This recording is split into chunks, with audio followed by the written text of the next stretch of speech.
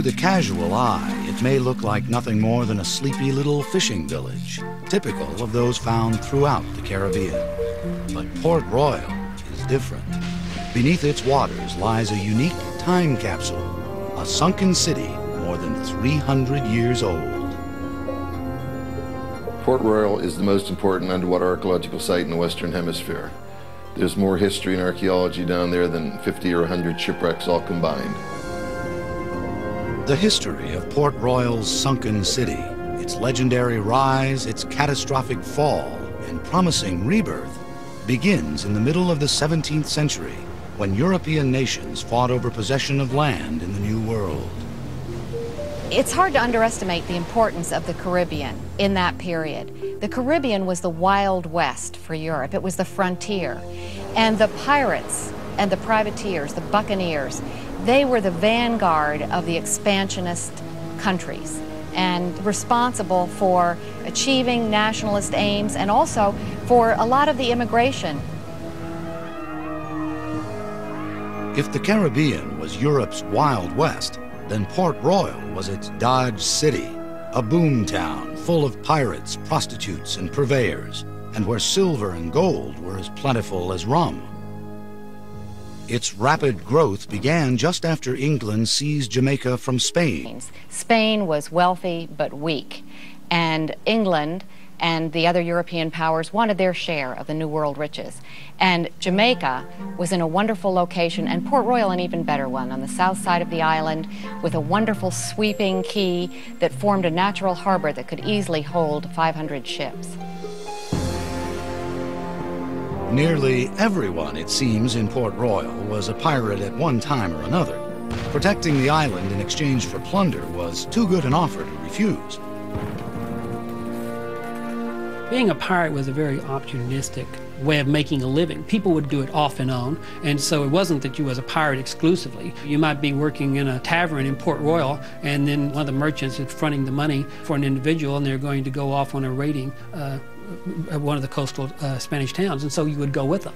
But then when you came back, well, you would just go back to your normal job. So it was an occupation that people crisscrossed back and forth out all the time. Commodore Christopher Mings, a British naval officer and a privateer, brought in Port Royal's first Great Haul. More than 20 chests filled with silver coins and gems worth £500,000. His tactics earned him the nickname El Diablo, the devil from the Spaniards. These hand grenades help explain why. Mings and his successors used them as part of their arsenal to terrorize Spanish vessels carrying trade goods from Europe and the Orient. The iron balls filled with gunpowder were lit with a fuse, then tossed onto the deck of a galleon. The explosion caused death and injuries. Or treasury of the West Indies is always like a continual mart or fair, where all sorts of choice merchandises are daily imported. As this salvaged Japanese sword suggests, the markets of Port Royal were a cornucopia of plunder and contraband, a place where anything from Oriental objects of art to African slaves could be had for a price. Any of the material that was coming in through piracy into Port Royal within 2 or 3 days was now in the hands of the merchants. And so it's the mercantile industry of Port Royal that actually made it the wealthiest English town in the New World. Port Royal was also the most populous English town in the New World. Bigger than Boston, it boasted a population of between 6,000 and 8,000 people. A brass menorah recovered from a sunken synagogue reflects their diversity. At a time when the British colonies of North America were largely single-faith enclaves, Port Royal supported Jewish, Quaker, Catholic, and Anglican houses of worship. The local clergy's faith, however, was sorely tested. 1 out of every 4 buildings in town was either a brothel or a tavern, prompting one reverend to condemn Port Royal as the most wicked and sinful place on earth. The pirates' decadent ways were indeed legendary. When they returned from their adventures, they were only too eager to blow their booty, indulging their every vice. According to an early history of Jamaica, wine and women drained them of their wealth to such a degree that in little time, some of them were reduced to beggary. Port Royal's most celebrated prostitute, Mary Carleton, was likened to a barber's chair. No sooner was one out than another was in. The governor of Port Royal commented that the Spaniards wondered much at the sickness of our people, until they knew the strength of our drinks, but then wondered more that they were not all dead. Port Royal, the wicked city, was noted for its drinking, debauchery, gambling, etc. And of course, these guys imbibed from morning to night. And a lot of guys made their own drinks, especially the rum, which was called Kill Devil's rum. And a lot of times it was mixed with gunpowder. And in the house of a David Owens that we worked in, we found his still. This was used for making rum. Of course, it was heated under here, and stuff was distilled and put in onion bottles like you see here, so named because of the shape. And in this particular house, we found several hundred of these onion bottles. A lot of them were still sealed. We had used hypodermic needles and got an idea what the contents were. And these guys didn't mess around just with drinking with little small glasses or jiggers. They used big things like you see here. This is a German beer stein made of stoneware, or you could call it a tankard. It's actually a shape of a tankard. Some people call them flagons. And so you can imagine, it would take 2 of these bottles just to fill one of these. And when a guy was drunk or came back from a new sortie where he captured a whole bunch of treasure, they'd go down with barrels, running down the street with barrels, and insist everybody had to take a drink. And they filled this thing to the brim and said, chug-a-lug. And could you imagine drinking that much rum? You just pass out and fall on your bippy. So those were the great days to live. Too bad I couldn't have been there myself. If there was one man who personified Port Royal's raucous social scene, he was Henry Morgan, pirate extraordinaire. He didn't just raid ships, he invaded countries. His exploits, more than anyone else's, would give Port Royal its mythic aura. Of all the pirates who made their base in Port Royal, none was more famous than Henry Morgan. He had come to Jamaica from Wales as an indentured servant, but soon took up freebooting. His exploits on the high seas made him the most celebrated and feared pirate of the 17th century.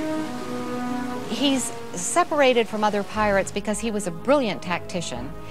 He was courageous, many of them are, but in spite of the fact that he often had fallings out with the men of his company, he was incredibly successful. Morgan's expeditions rivaled those of any nation's army of the period. His most ambitious raid took place in 1670, when his force of 2,000 buccaneers invaded Panama City, the main depository of Spanish gold and silver on Central America's Pacific coast. They made an incredible trek through the jungle. They didn't take any stores with them. They counted on finding food. They didn't. They almost starved to death. The men were actually cutting up their shoes and boiling the shoe leather and their pieces of their leather pouches to eat. When Morgan's force finally arrived in Panama City, a desperate battle ensued, in which fleeing Spanish soldiers burned the city down and loaded its treasures onto departing ships. Once in control, Morgan's men tortured residents until they revealed where they had hidden their valuables. The booty piled up quickly: silver plate, gold ingots, and 750,000 pieces of eight. When they got back to the Caribbean coast, again at great cost to life, men dropping of disease and jungle fever, there was a falling out. After all that effort, there were only 200 pieces of eight per man. When Morgan sailed off ahead of some of the men, they felt that he had skimmed off the best for himself. The men may have been referring to these pieces. Rarely put on public view, they are known as Morgan's silver, believed to be the only known plunder remaining from the raid on Panama City. Upon his return to Port Royal, Morgan was hailed as a conquering hero, but King Charles was not pleased. England was now at peace with Spain. The Spanish king threatened to declare war if those who destroyed Panama City went unpunished. In response, King Charles imprisoned the colonial governor who approved Morgan's venture. But a different fate awaited the popular pirate. The British Crown really needed to get rid of the pirates at this point because they were developing their own commercial, viable colonies, and the pirates were becoming an embarrassment. And so what a better way to catch pirates than to set a pirate to do it? The king knighted Morgan and appointed him lieutenant governor of Jamaica. By day, he sat in judgment of his fellow buccaneers, but at night, he secretly arranged for them to continue their trade for a price. But it was Sir Henry who ultimately paid it. It must have been extremely difficult for Morgan to have been the buccaneer par excellence and then have to sit in judgment on petty pirates and buccaneers. And he sank into debauchery and drunkenness and was a kind of a shambling old mess at the end. But this is the story of piracy, and it's certainly the story of Port Royal, which was brash and bright for a while and then was extinguished. Morgan died a bitter, broken alcoholic in 1688. A short poem mourned the passage of the man and his times. You was a flyer, Morgan. You was the lad to crowd when you was in your flagship. But now you're in your shroud.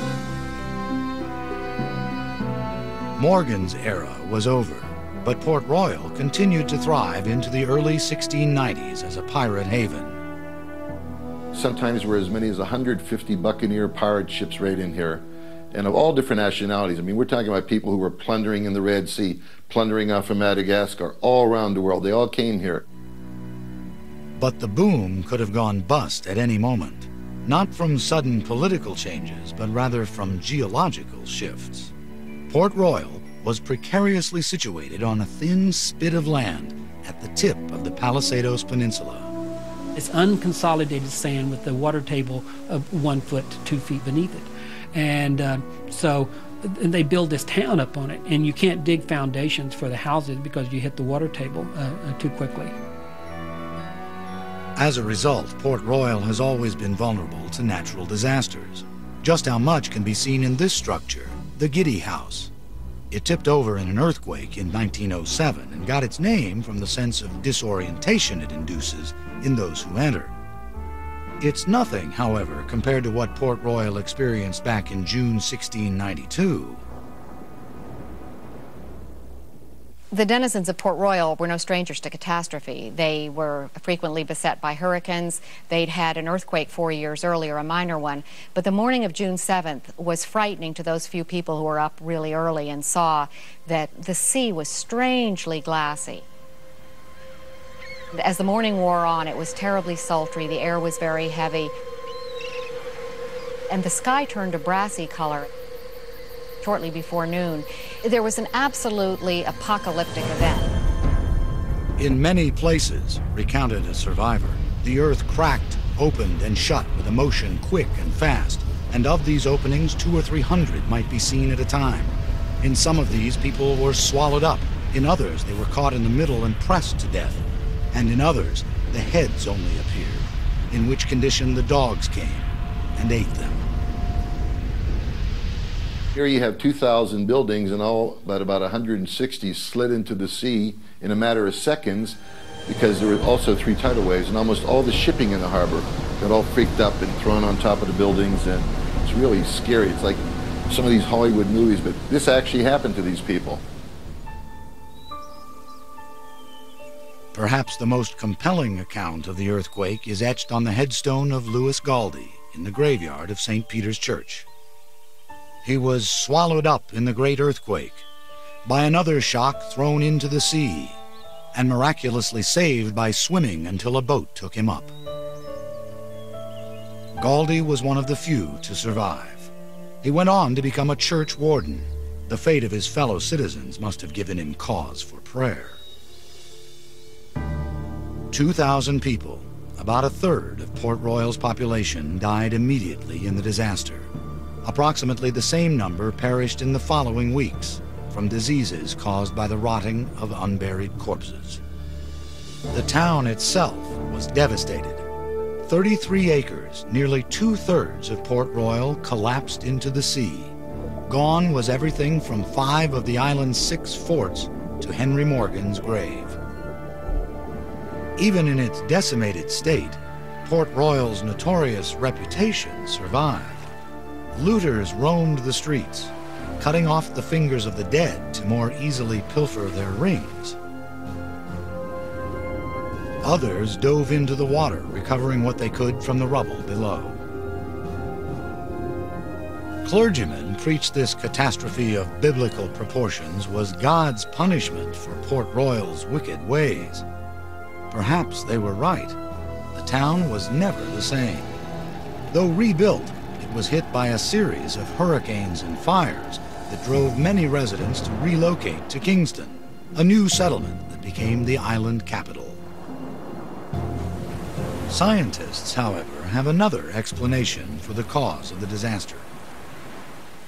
The key to the destruction at Port Royal is the fact that it's on this unconsolidated sand. And when you get unconsolidated sand like that and in a major earthquake, the violent shaking suspends every particle of sand with water momentarily. So what is firm foundation, ground at one point, now is just a liquid. It's just like water. Whether by liquefaction or God's wrath, the earthquake turned Port Royal into an instant time capsule. Like Pompeii and Herculaneum, Roman cities buried by a volcano in 79 AD, Port Royal was now that rarest of archaeological phenomena, a catastrophic site. The thing about Port Royal that makes it so special and unique is the fact it's the only sunken city in the New World. There's not another one like it because of its historical importance and the extremely good preservation present at the town. It's the dream of any nautical archaeologist to excavate. Edwin Link was the first nautical archaeologist to make that dream come true. In 1959, under the auspices of the National Geographic Society and the Smithsonian Institution, he led an expedition to survey the sunken city. Link conducted his work about 100 yards offshore, near a buoy known as the Church Beacon. Legend holds that it marks the site where St. Paul's Church sank in the earthquake. Beneath the buoy, Link recovered a wealth of artifacts, none more intriguing than this pocket watch. An X-ray photograph of the face reveals traces of its vanished hands, stopped at 11:43. It's probably the first time in the history of archaeology that the actual time of the destruction is actually recorded with frozen hands on a watch dial. Link's expedition literally put old Port Royal on the map and changed the minds of skeptics who believed that because of reconsolidation, a natural landfill process, there was little, if anything, left of the sunken city. Link's greatest contribution was the fact that he proved that there was a sunken city down there and that it had great merit to have somebody have a bigger project. That somebody was Bob Marks, an underwater archaeologist.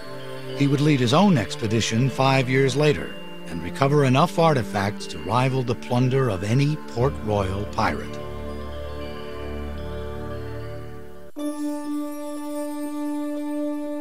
Edwin Link's 1959 expedition to Port Royal and his recovery of the pocket watch indicating the time of the earthquake intrigued many with the probability of more treasures to be found below. Perhaps no one was more curious than Bob Marks, an underwater archaeologist imbued with the lore of the sunken city. When I was 5 years old, I read a book about a guy who claimed that he walked the streets of Port Royal. The cathedral bell was chiming, skeletons were in the taverns with flagons in their hands drinking the booze, and I read that over and over and over, and I kept saying, one of these days I'm going to go there and do that. That day came in 1964 when a development company announced plans to turn Port Royal into a Caribbean version of colonial Williamsburg. That meant dredging for cruise ship piers right where the sunken city was located. When Marks heard that news, he took action. I was able to convince the governments, with the help of the Organization of American States and UNESCO, both organizations which I was consultant to on underwater archaeology, to save all the goodies down there. And little did I know at the time that I'd spend the next 4 years around the clock working and only do a tiny part of the site, like 5% of the overall site. Marks excavated that portion of the site most threatened by the proposed dredging. Working in depths as low as 25 feet, he used an airlift, a long vacuum-like tube, to pump the silt onto a barge, where small artifacts collected on a screen. Marks didn't know what he would find, but he had a dream.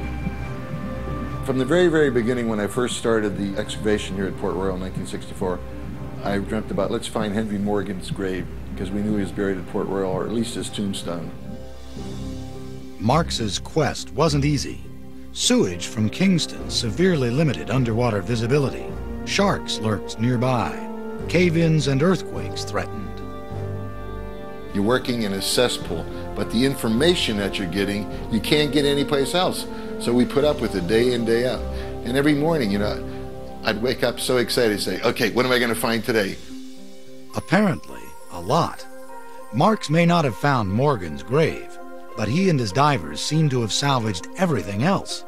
They recovered thus far the largest haul of artifacts from the sunken city, in the millions by Marx's own estimate, all of which fit his definition of treasure. Treasure is anything of importance to mankind that comes out of the sea or from a land site. So treasure doesn't have to be gold and silver. It's something that's interesting for people, and it's something that adds to the knowledge of the past. That's what treasure is. Some of Marx's most interesting treasures are the oldest ever found in Jamaica.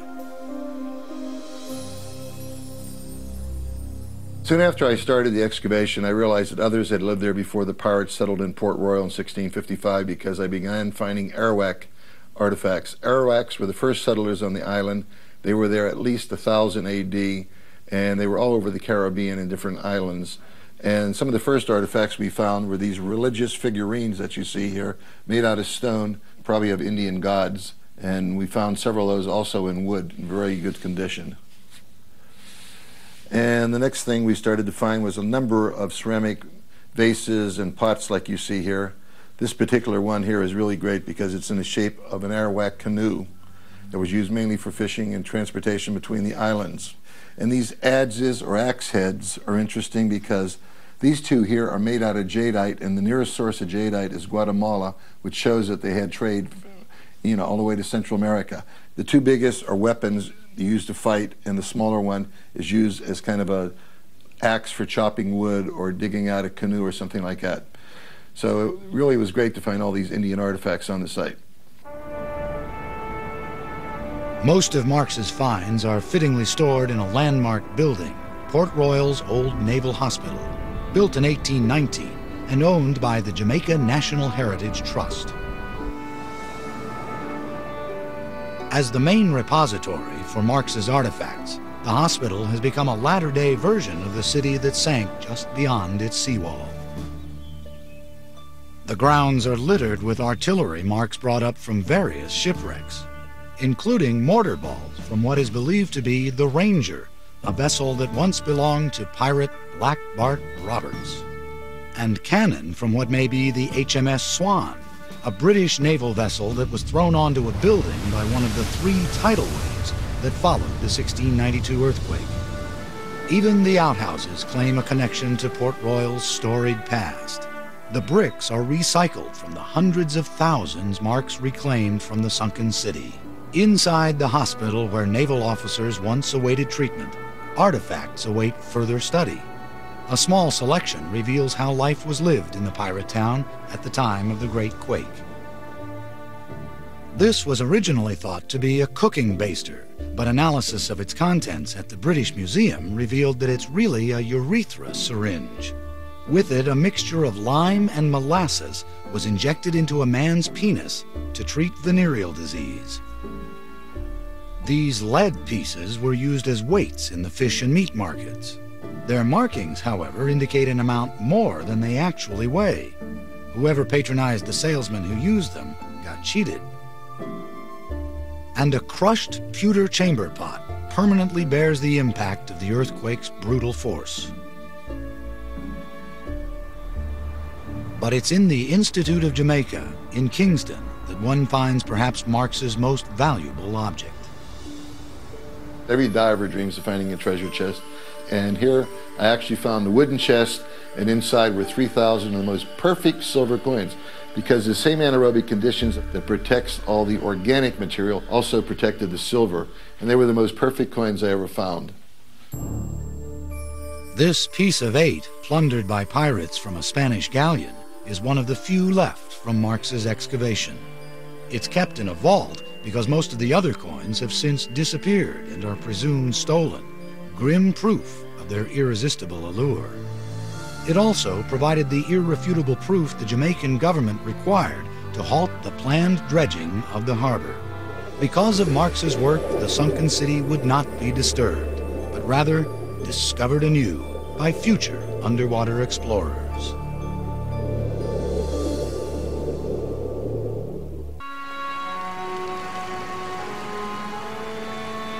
Every underwater expedition to the sunken city at Port Royal has been distinctive.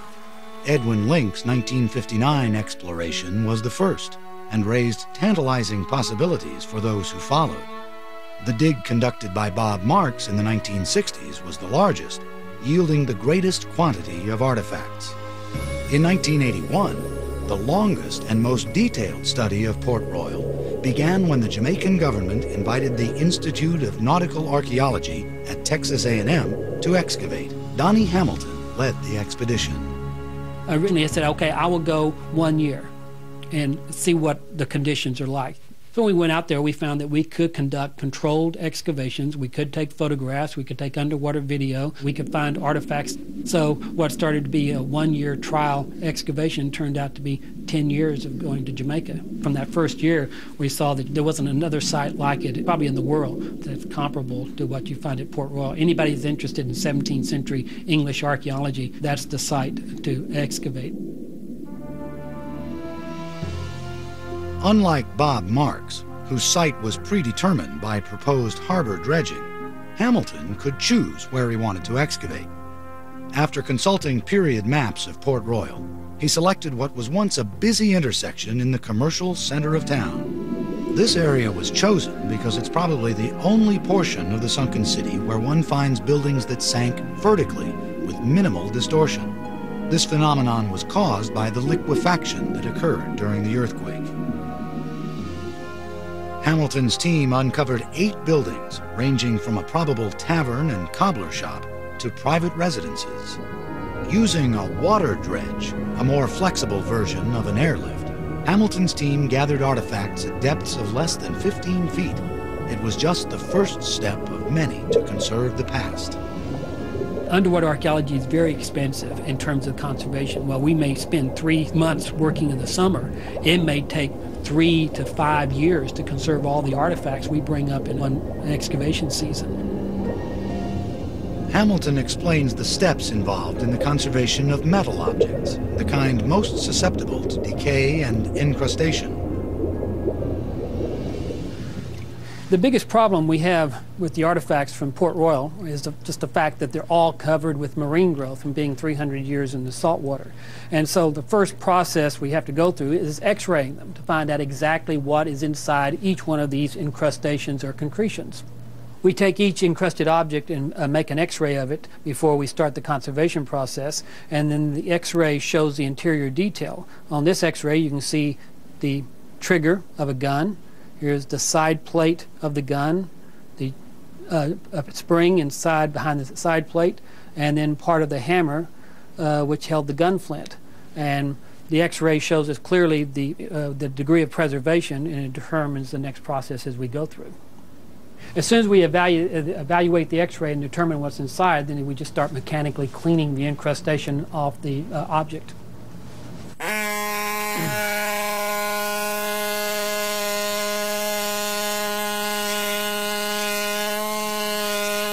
Once we remove all the incrustation off an object, if there's any substantial metal remaining, we just put it into electrolytic vat, and the electrical current, as it flows through the object, loosens up all the incrustation or the corrosion products, and it allows it just, you flake it off with your finger. And this, in the process, it stabilizes the metal. Then after we go through electrolysis, we just go through a rinsing process to remove all the residue of this chemical, and then we seal the object off in a vat of microcrystalline wax, which then stabilizes it, and we're allowed to put it on display then. This cross-section of artifacts collected by Hamilton and his underwater archaeologists illustrates the vibrant and varied life that flourished in Port Royal during the latter half of the 17th century. Onion-shaped liquor bottles and a clay pipe recall the laissez-faire attitude of the social scene. A cannonball and shot gauge confirm the strategic importance of the harbor. A porcelain Chinese foo dog offers exotic evidence of Port Royal's status as an international trading post. And a gold wedding ring, buckles, and a pearl earring hint at Port Royal's wealth. Ironically, they do not fit Hamilton's definition of treasure. I'm an archaeologist, so I define treasure in terms of data. Data is a treasure because data is interpretable. You can do something with it. Gold to me is immaterial, but does it have marks on it that I can identify to a maker or to a time period? It directs our research, tells us where to go to find the historic documents or the records that fill in the gaps. And so that's what's a treasure to me. To Hamilton, these seemingly ordinary pewter plates are treasure because they bear the mark of its maker, a pineapple with the initials SB. Searching for who SB was turns an archaeologist into a detective and demonstrates the invaluable role documents play in reconstructing the past. After consulting several archives, including a 1680 Port Royal census, Hamilton discovered that SB was Simon Benning, a local pewter maker. Further research located his will, providing information on his family and property holdings, while his inventory quantified his success as a pewter maker. We know from Simon Benning's inventory that he had over 2,000 finished plates, which is a very large inventory. Essentially, he's the only pewter maker in the entire island. With only a set of initials as his starting point, Hamilton's research ended with a profile of Simon Benning, Port Royal's pewter maker. He was likely born in Tuthill, England, came to Port Royal via Barbados around 1663, bought property on High Street, had a wife, 2 sons, and a daughter, prospered in his trade, and died in 1687, 5 years before the Great Quake. I like Simon Benning because essentially I brought him back to life through the excavation and the research that we conducted with the artifacts that we could relate back to him. Bringing back to life the citizens of Port Royal doesn't always require an artifact with a mark on it or documentation. Sometimes the past becomes more human simply by an act of compassion. While excavating the last structure on their site, Hamilton and his team found the remains of 3 children caught in the quake. It was enough to stir the heart of even the most professionally detached archaeologist. One child was at the back hearth and the wall fell over, and so the child was between the wall and the floor. And then we found another child at the front door at the house. Either the child was running into the house or running out of the house, but it was right at the front door. So in a situation like that, there is an emotional involvement. Hamilton had the children's remains buried in the graveyard of St. Peter's Church. Their modest tablet may not lure any treasure seekers, but it's valuable in its own right. It's the only memorial to the victims of the earthquake of 1692.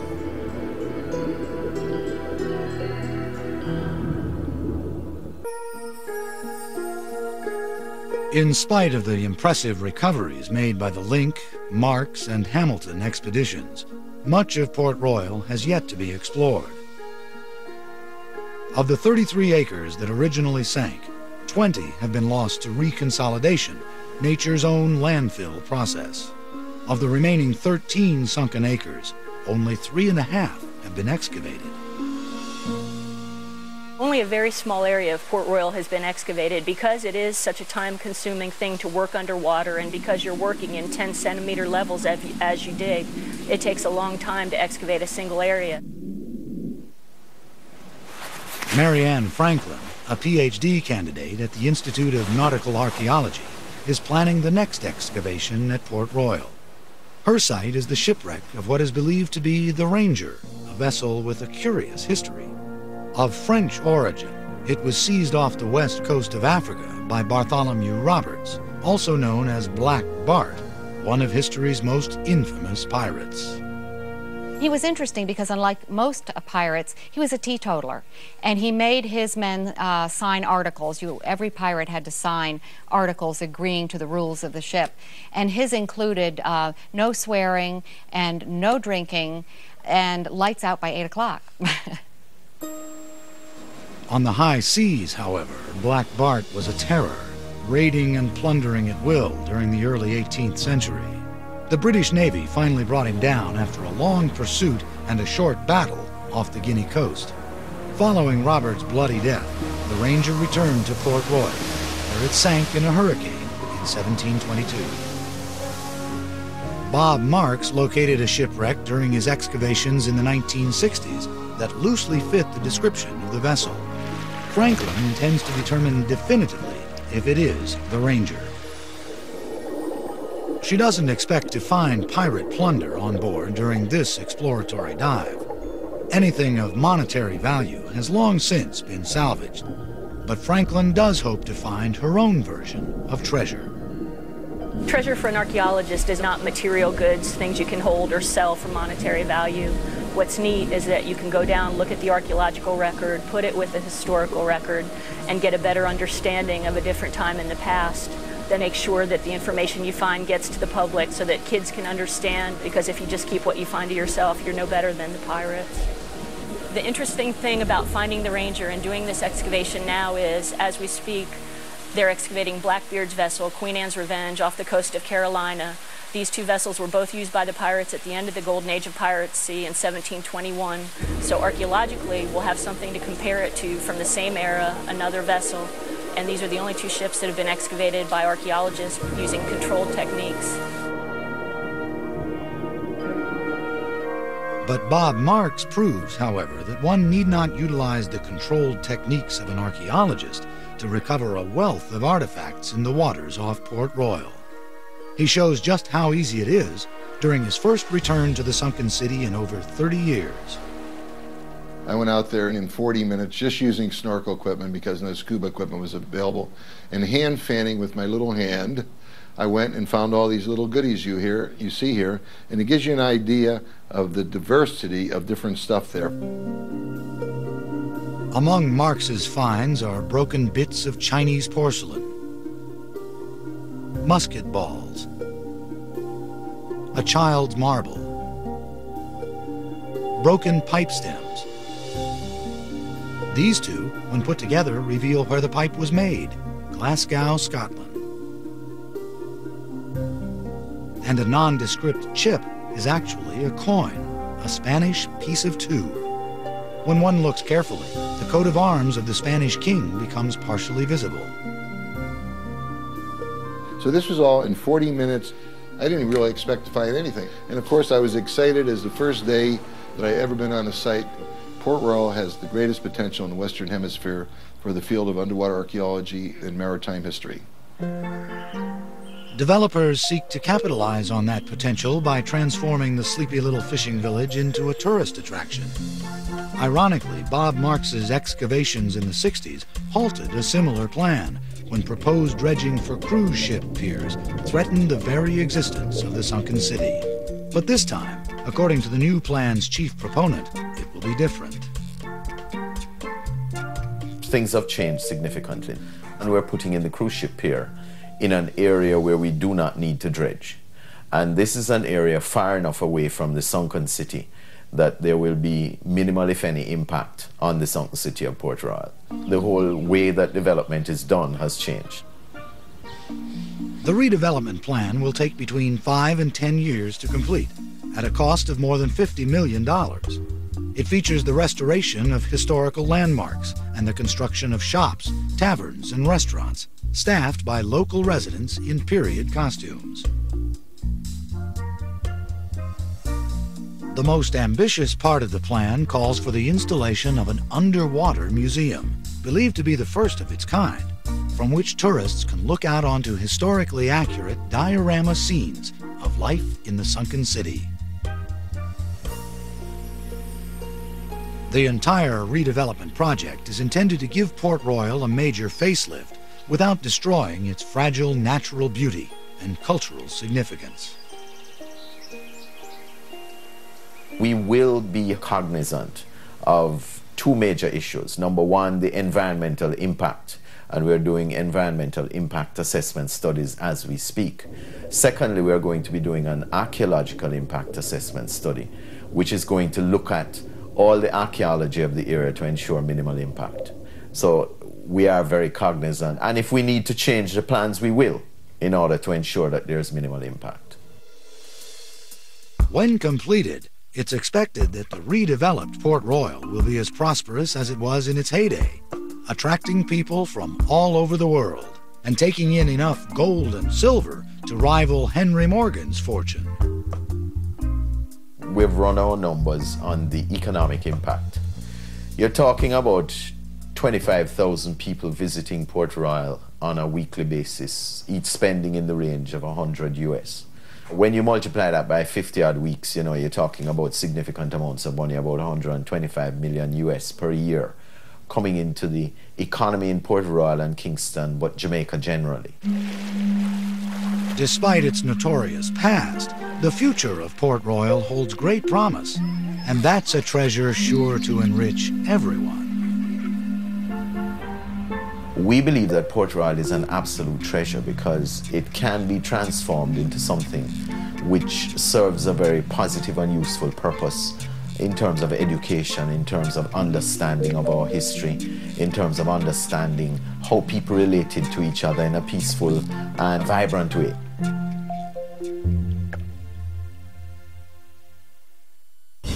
They possessed no cranes, power tools, or computers. And yet, they were able to engineer the most impressive architectural achievements to ever see the light of day. Join Peter Weller, Egypt, Engineering an Empire, Thursday at 9 on 8.